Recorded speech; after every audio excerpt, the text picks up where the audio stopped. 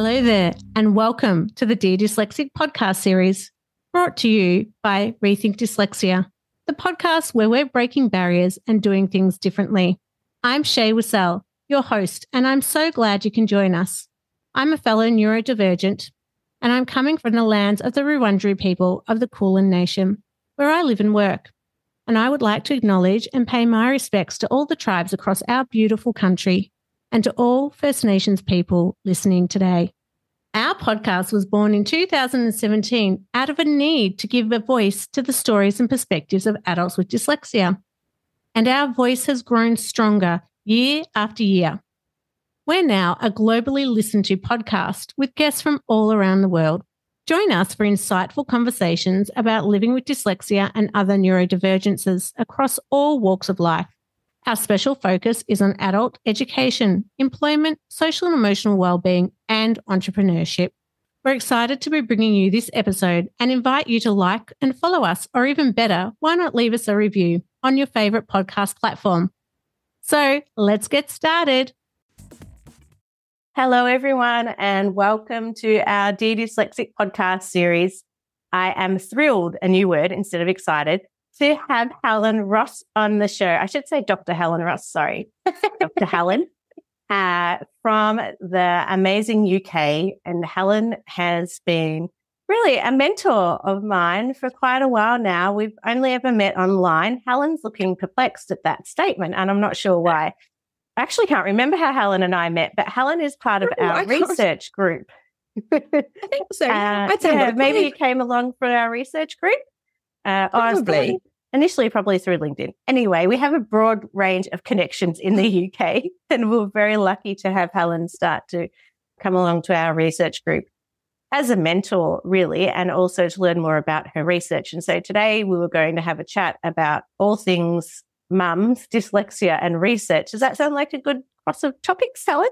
I think that's pretty much where we are, isn't it? Really, absolutely. And we won't talk about world disasters and horrific things that are happening around the globe at the moment, because that's what we started talking about before we turned on the recorder. So welcome to the show, Helen.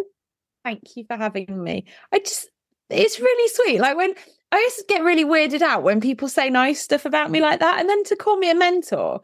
When I look at you, Shae, and I'm like, you are absolutely amazing. To have you say that I'm a mentor, I'm like, what? It makes no sense. Well, I don't know about myself being amazing, but, it's really hard to find other dyslexic women that are researchers. And so to be able to talk to women that are dyslexic in the research space, for me, is always really exciting and a privilege, really, to get to meet people like yourself, because it's not often. And in fact, even though this won't go out, today is International Women's Day in Australia. Is it the 7th or the 8th? No, we're on the 7th. Yeah. So this morning here, it's International Women's Day. So what a perfect opportunity to be talking to you. Absolutely. And I'm like ahead of the game. You are. Something like that. Ahead of the game. But I think it's hard to find women in research that have the difficulties that we have. And I think managing so many multiple things, because you work, you're a mum, and you do research. So, I mean, that, they're big things that we're juggling.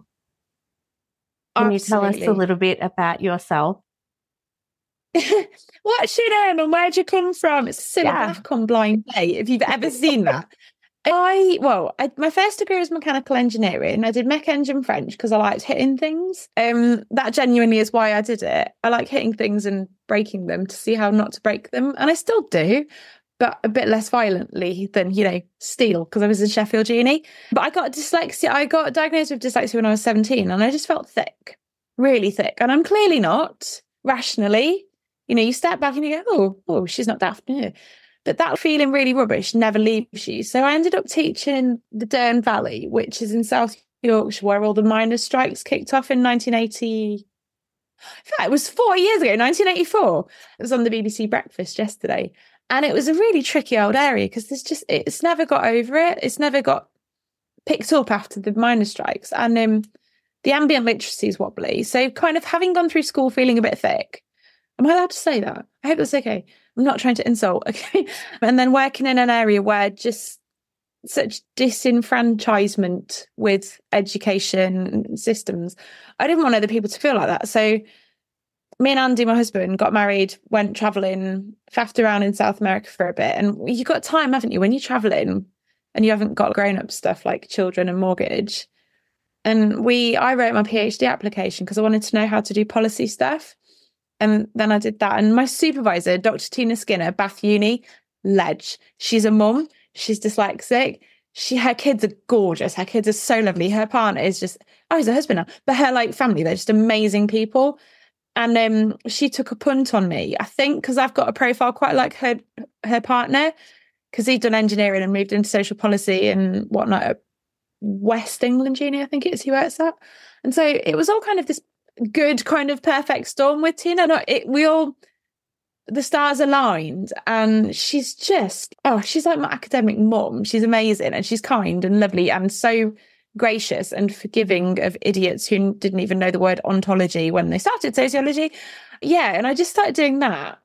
And through living down near Bath now, because we were never going to live below the M4, and that didn't really go very well. It's the road between Bristol and London. Yeah, we're southern pansies now. But I ended up getting involved with the kind of local dyslexia scene groups, and an absolutely amazing lady called Caroline Folk, she's a powerhouse. I could not respect her more. And she's kind and always feeds me when I forget to eat at her house. She's the brain and brawn and organisation behind Wilshire Dyslexia Association. And I just kind of got sucked into the BDA, the British Dyslexia Association, do loads of noise making there. And my research is just, I've been really fortunate. I never wanted to be like a proper grown-up academic, so I can't be bothered. Uni can be quite slow, and I'm not patient, which it's obviously hard to believe. But I get to do kind of little research projects here and there, and I've ended up doing some really interesting evaluations of some products, some industrial educational tech. So about 2 years ago, I started working with a company, and I've ended up just making great friends with one of the people I've met from that company. He's just, guy's a ledge. And he's been a proper mentor and just a great friend to me with working out how to drive myself as a business and been a SENDCo. And so, I've kind of ended up in this weird path of being a researcher, but a dyslexia assessor and a dyscalculia assessor to pay the mortgage and do cool stuff with the BDA. And we've got a little human as well, a lovely little human. So there's a lot of plates spinning. Google Calendar is my friend. As you can see by what happened with us having to reschedule this, calendars are not my friend right now. But I have to stop you there. Helen, I had no idea you had a background in engineering. Oh my God. And you thought you were sick. That is insane. That is hard. I cannot do numbers to save myself. I mean, it's not a secret, but I did because at school, I mean, I got A's and A stars at GCSE. So choosing, 16-year-old exams. So choosing what I was going to do was a bit tricky in that it was much of a muchness, and I couldn't be bothered to read books. So I was never going to do English literature. English language was at the time, I wouldn't have appreciated it. So I did maths, physics, and German was the easy A level because you just talk, which I'm quite good at. But yeah, I love maths. I absolutely love maths. The reason I love maths are the reasons most people hate it, but it's fun. Oh my gosh. I can't even translate a decimal from the calculator onto a page. It is I actually can cry looking if I have to have two different spreadsheets, because I cannot, I love a spreadsheet to help me stay organized, but I cannot. The numbers just get jumbled in my head when I try to move them from one thing to another. It's terrible. I hate working memory. Working memory is, I've got two screens here, so that's how I do life. Yeah. But working memory is just this massive, great big turd in the life of most specific learning difficulties. So I've got to break that behind me as my plan for a book, because and people ask me, what am I writing about? I'm like, I don't know. It's written on the wall. Why would I keep it in my head? And so... But I love maths, but I get why people don't. And working memory is just, I haven't got any. I had a boss say to me, we're looking at a spreadsheet, and I think the numbers we got at the top aren't right. I'd put $1.7 billion in the template. I can't see that. I could not see it. I could not see I can't see extra zeros. Are you dyscalculic as well? Well, they said I wasn't, but I was so sure because I remember before even getting literacy support, my mum says I didn't, but I remember getting extra reading help. But I always had math tutors in school. Interesting. But I would have sworn I was because I struggle so much. It's like reading a foreign language to me. But it is. Yeah, well, it is. Yeah, it is. It is a different language. Bottle. There you go. It should be 38 this week. That's way too hot. But yeah, I just can't do numbers. But it's interesting. On a separate podcast, maybe we could talk about dyscalculia because... Oh, well up for that because I'm learning more about it as I assess more and more. It would be so good to have a chat about it. And I don't want to sidetrack our podcast. But, really, we need to start talking more and more about the other... Like, we don't talk a lot about developmental coordination disorder or dyspraxia. And there's a lot of people talking about that, like Dr. Amanda Kirby But there's not, apart from Brian Butterworth, I don't really know anyone that talks about dyscalculia. There's Brian Butterworth, and he's at the Dyslexia show in Birmingham next week. Like this time next week, I'll be. What day is it? Thursday. This time next week, I'll be there.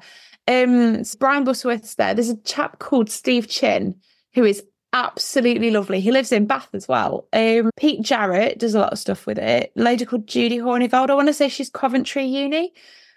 And they're all really nice people. They're just lovely, lovely people. Not a bad bone in their bodies. They're just kind. People are so kind in dyslexia and dyscalculia and whatnot in the UK. But I think dyscalculia is the kind of underfunded, under-researched cousin of dyslexia. And there's the most wonderful, like a Venn diagram by Mary Colley and I want to say Jose Alquinas. I know it's Mary Colley, but if you Google Mary Colley specific learning difficulties diagram, you get this Venn diagram. And in the middle, there's all the commonalities like working memory, coordination, organisation, stuff. And then around the edge, there are all the other little dyslexia, dyscalculia, ADHD, various others. I can't remember. Can you send me? Do you have her image? I know we're getting sidetracked right now. No, it's brilliant. Mary Colley. See, I Google it that many times. Genuinely, it's all over. I'll send you the link to a document that's... Yeah, that would be great. And we're sidetracking completely. And I was also going to say that I've been to Bath because I used to live in Cornwall. So I am very familiar with... shouldn't say very familiar, but I am aware. I'm going to look at this link as we're talking. So in a different podcast, we can talk about that's all good. It's just that is like the daddy of all diagrams. It's so helpful for families as well because it helps them locate things for their kids. It's really, I don't even know how I found it, but I love it. It's my new favourite thing. So most of your work at the moment is in children? Yes. For children? Yeah, for the most part. Like, just, I think because I've been a teacher and I trained in secondary teaching, but I end up assessing like real littlies, so 7-8-year-olds from time to time. But because on the basis that if you if you assess people early enough, you can avoid some of the emotional trauma that is associated with just feeling crap your entire time at school. At least if kids understand why, you can avoid that I'm kind of feeling about themselves, or hopefully anyway. But I get more and more parents asking me to assess them, and I'm like, I just don't think I feel like I do them a disservice because I don't feel like I'd be honest with them. I don't know. My skill set is not adult education and adulty. I'm not very good at being a grown up, so I don't want to. I'm too silly. But on a serious point, I don't feel like I've got the skill set to assess adults. There are lots of adults that need it, but I just don't. I wouldn't feel comfortable taking people's money for it. Well, we're seeing more and more people come through our services getting the dyslexia screening that Judith and I do. Yeah. And so important. Yeah, and at least it gives them a likelihood of what's happening for them so they can get an indicator. On themselves. Yeah, and I think, some of the people that come through and haven't been dyslexic, that's been interesting to try to work out, well, what is happening for them if they're not, could it be auditory processing disorder? Could it be something else? And that's the exciting thing, I think, about being a speech is, you can kind of try and workshop what are the other things that could be. That auditory processing disorder, I've had a couple of kids that have had it. I used to work at Stonehenge School at Amesbury near Stonehenge, and one of my colleagues, her lass had it, and they had to get a referral to Great Ormond Street, because at the time apparently that was the only hospital in England. I can't speak to Scotland or Wales, I don't know, but the only hospital in England where they had sort of the skill set within the audiologist people to do it. I've got an ADHD assessment in June though, because I'm deranged. I'm off my head. I can't keep still.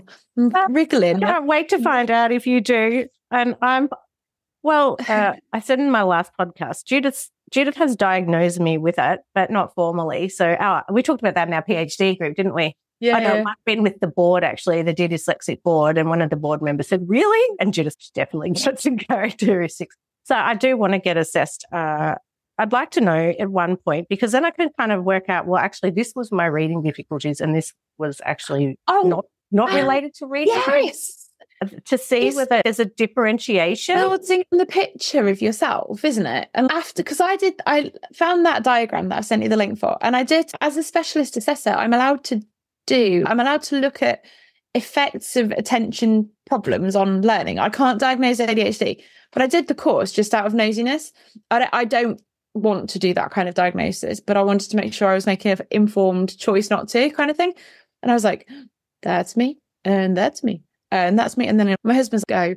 And at church last Sunday, the minister's wife, she went, I can't remember what we're talking about. She said, oh, but that's your ADHD, isn't it? I was like, I'm not formally diagnosed. And she was like, on what planet are you not diagnosed? And she doesn't know me well. Like, they're only new to the area sort of in the last couple of months. So it's not like we have a long-standing relationship. She's lovely. At Rethink Dyslexia, we are doing things differently. As a global leader in creating inclusive environments for adults with dyslexia, our commitment is to provide individuals with opportunities to live healthier, happier, and more connected lives. Through our range of tailored services, including coaching, learning and development programs, consultancy, and training, we're helping dyslexic individuals, businesses, and organisations to better understand and support their dyslexic employees.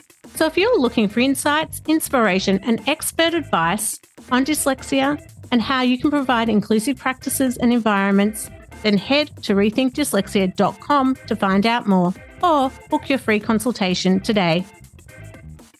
But yeah, it's quite funny. Before my mum passed away, I said to her, do you think I could be ADHD? She said, definitely not, Shae. But the more I've learnt about it, and the more I hear people speak about it, I think, that could be highly possible, but it would not detract from our core focus of dyslexia, even though we're getting asked more and more to broaden out our scope. That's not my research area, and that's not in time, hopefully. It might, because we know there's still a significant lack of research around workplace and ADHD, and the interaction between ADHD and dyslexia is so high, like that co-occurring. 30% or something? Really? Well, I think in my thesis I had referenced 40% of people with ADHD will have dyslexia. I could believe it. So, and look, we are on the side of caution with prevalence rates. So that image I sent out through LinkedIn, you might have seen, of 1 person out of 100 will be autistic, 5 will be ADHD, and 10 will be dyslexic. But, the prevalence rates are so varying around the world, and how people get assessed and the age they get assessed. We're just seeing so many adults now getting the opportunity to be assessed. Yes. It's absolutely, I'm just trying to look. See, this is because we're sitting at the computer. I'm trying to find that picture now, but I can't. I'll reshare it with you. Yeah, so I can't even remember where we were now. No, it doesn't matter. Life happens. ADHD. Well, that'll be interesting to learn about whether you do have ADHD or not. Sometime in June. It's in my calendar because I have no idea what date it is. Well, Dr. Neil Alexander Passé asked me to review his latest book that he's sent off to print, the ADHD, to crime pipeline, and he had a checklist at the back of ADHD characteristics.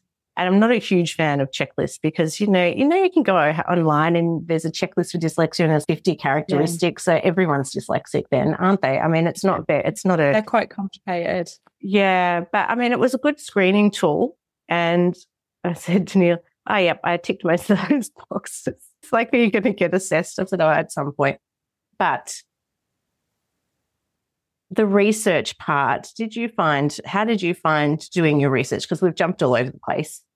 Oh, lordy, research. Like, I love it. But the reading side does my head in. I don't like reading. I like writing. I really like writing. But to be able to write, you have to read, if that makes sense. And you have to... Yes. And I'm the kind of person where I'll like read everything, kind of get this ridiculous overview, and then eventually kind of distill it down into, you read 96 papers to write 3 sentences kind of thing. But I find it hard. Windows read aloud. I get the computer to read stuff to me because I just can't do it. I'm just not very good at it. One of the tests I use the academic achievement battery. Yeah. And out of laziness, I tested my own reading comprehension because of how the test works. It's not perfect, of course it isn't, but my reading comprehension was like 84, I think, was my standard score. And my reading, I couldn't do my own fluency, but my reading comprehension is packed. So yeah, the screening tool we do, Judith tested it on me, and I think my reading was at age of 11. Let's go. I mean, it's not ideal, really. It's not ideal. You think, wow, I've got a reading age of 11 and I've just done my doctorate. Like, it's just insane, isn't it, when you think of it like that? But I found that reading journals, I would fall asleep, especially if there were numbers mixed in. Once the numbers were added and the p-values, my brain would just, no, and I would actually go to sleep. On my shelf, I've got statistics for dummies because when I did engineering, I didn't do stats. The way our school timetable worked, ideally, I'd have done further maths and stats to build another A-level into further maths, but it just wasn't feasible. So I bought stats for dummies when I started I did an MRes to learn how to do sociology and stuff. And I did as much stats as I could because I knew I'd need it. I don't enjoy it because you can't hit it. I can't see what's going on with statistics. I can't picture it. It's all a bit abstract and airy-fairy, and it's just dark art, isn't it? It's like Harry Potter dark art. But having stats for dummies just gave me the tools to translate the language of statistics into my noggin, and it's the best book I think I've ever bought. He bought the highfalutin fancy books, Stats for Dummies. So I failed stats twice. I failed epidemiology, and I had to do accounting 3 times. Oh, bless you. And doing my master's. And so each time I would go to the lecturer and say, I cannot do maths. I have a tutor. So I always had tutors for any math subjects at uni. I made sure of it. I think in undergrad for speech, so much, we had to do stats for 3 years, and I was petrified of it, but I did group work. So I could learn through group work. I never quite got it, but I could do enough to participate in the group work and pass. But when I had to do those subjects, the more we talk about this, the more I think I need you to do a dyscalculia assessment on me. We'll find a way. There'll be a way to do it online. Often when I go to talk, I say, if you think of the specific learning difficulties or disability umbrella where you've got your dyslexia, dyspraxia, dyscalculia, and dysgraphia, I said, for me, I'm just one big disability under that umbrella because I feel like I've got the mix of all of them. Like I couldn't ride a bike till I was 10. I couldn't do my shoelaces up till I was, 7. So all of those, and the first sign in kindergarten was the teacher said to my mum, she's really clumsy on the equipment. Right. So I've always wondered, is it just that it's actually I've got a mixture of all of those? Or then someone said to me, if you're ADHD, you can be really clumsy. So then I started to think, well, could it be like, hey, how do you unpack it? But the more I talk to you and the more you talk about maths, I think, how many labels do you need? You don't need many. 2's enough really for me right now. My family would go, oh my God, Shae, you can't be serious. You can't have another label. See, I was talking to mum and dad about this ADHD assessment. We've talked about it a lot over the years because my brother's got autism. Like in old money, it was, so I've got an itchy leg. In old money, it was Asperger's, but it's autism. And I was like, Mum, I am a bit wappy. And she was like, well, what are you sort of hoping to gain? And my parents, they were pretty sound about it, mum and dad. But they said, they had to do all the forms and stuff last week. They were like, I don't remember. They don't remember any of my, because I mean, I'm 42, you know, I'm not like, I'm not still at school. So I think it's going to be really interesting. I'm going to get Andy, my husband, to somehow attend part of the appointment because it's in Surrey. I live near Bath. It's like a long drive, and he's got to collect our small human from school at some point. But I think Andy's some input from somebody else is really, really important for for triangulation of information. But I just, I have all my primary school reports. And so we could see from grade 2, my dyslexia started. Wow. Yeah, because from grade 2, it would say, you know, not paying attention, lazy, not getting spelling right, trouble with maths. So, and then it was consistent, maths and English consistently throughout school then, that there were difficulties. So that's been really interesting and it's great. And handwriting, there was always comments about my handwriting as well and my sentence structure.